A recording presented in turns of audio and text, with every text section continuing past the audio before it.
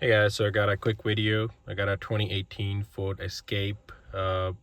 Need to reset the oil life light after an oil change. Very simple procedure.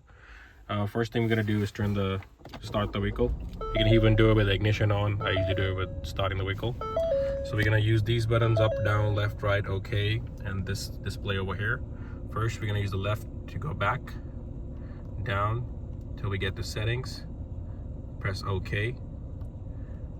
I'm gonna go to vehicle,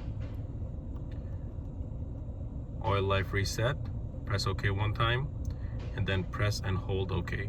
You'll see that countdown. Oil life reset successful, 100%. You can always confirm it by turning it off and starting it back again. Make sure the oil light does not come on. Usually it should show you the message within the first 20 seconds when it gets under like 20%. So very simple procedure. Same procedure works for a lot of other Fords too, Ecosport and C-Maxes if I'm not wrong. So, and works for a couple of years. So thank you for watching this video. Please support, like, and subscribe.